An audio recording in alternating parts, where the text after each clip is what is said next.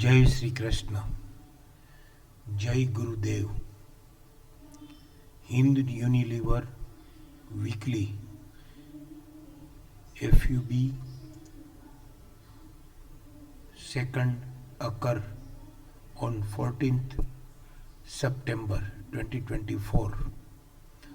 उसका claiming bye PCCB 2974 rising 127%। उसका WDP catching the falling knife 2779 और फॉलिंग 100 TVLS 2732 ही है। और ये 3035 बोले तो राइजिंग 261 TVLS का टॉप बना के 2817 सीधा आ गया है। उसका ड्रिफ्टिंग सेल 2781 जो कि उसका WDP है। तो अब ये WDP 2781 या फिर PCDS लोअर से ट्रेड करेगा तो फिर सीधा ये 2600 तक भी आ सकता है। और अगर ये PCDS फॉलिंग 100 या 2781 जो कि FUB का WDP है और यहाँ पे 2781 इसका फॉलिंग 127 है। 5 अक्टूबर का PCDS 2781 उसका फॉलिंग 127 है। तो फिर ये टूटेगा तो 2600 भी यहाँ भी हमको मिल रहा है। और अगर ये 2781 जो कि FUB का WDP है वो ट्रेड नहीं करता है तो वापिस 3035 या FUB का राइजिंग 261 तक 3035 के ऊपर 3050 से लेकर 3150 तक वो आ जाता है और विदाउट लेडर ये 3035 के ऊपर चला जाता है तो ये टॉप ट्रेड किया वो नहीं मानेंगे और उसको हम वहाँ से सेल भी कर सकते हैं अगर विदाउट लेडर आता है तो। और फिर वहाँ से वापस ये 2600 वापस अगर सेल का सिग्नल कुछ मिले तो आ भी सकता है। लेकिन फिलहाल ये 2781 से इसका अगर बाय मिलता है तो वापिस इसका टारगेट 2800 से 3200 पॉइंट का टारगेट हमको ऐसे समझ में आ रहा है। और ये डबल टॉप का बात हमने अभी इसके पहले PEL में भी किया। तो FUB में बेचना है तो कैसे डबल टॉप पे बेचे, तो ये बहुत अच्छा एग्जांपल यहाँ पे हिंद यूनिलीवर में हमको समझ में आ रहा है। ये 3049 इसका राइजिंग 61 ही उसका क्लेमिंग बाय था। तो ये 3035 और 3035 का हाई था। तो 23 सितंबर daily Hind Unilever FUB second occur हुआ था, उसका क्लेमिंग बाय राइजिंग 61 ही था।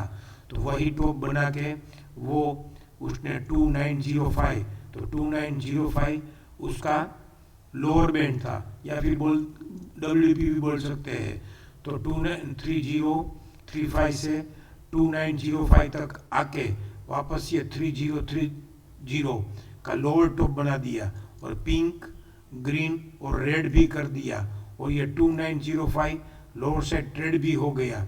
तो 2905 लोअर से ट्रेड हो गया तो अब इसका 2806 जो भी इसका ये डबल टॉप बना के आ रहा है तो अब इसका फॉलिंग 261 2700 से 2673 तक जाता है कि नहीं वो भी हमको देखना है क्योंकि ये डबल टॉप बना के आ रहा है। लेकिन इसका प्रीवियस बॉटम है कि कौन से बॉटम ने कौन से लो ने उसको FUB के घर में जाने दिया था या कौन से लो ने टूटते हुए रोका था और फिर वो FUB के घर में चला गया था। वो लो है 16 सितंबर का 2807।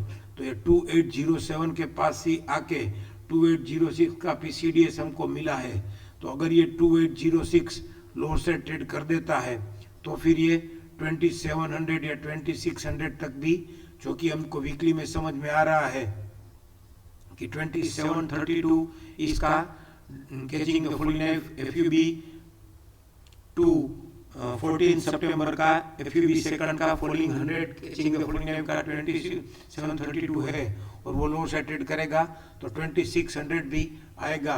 तो फिलहाल ये 2800 लोअर से ट्रेड करता है कि नहीं, जो कि ये FUB डेली का FUB 2 का 23 सितंबर का फॉलिंग 161 ही है। तो ये यहाँ से अगर बाय मिलता है और प्रीवियस बॉटम भी है 2807।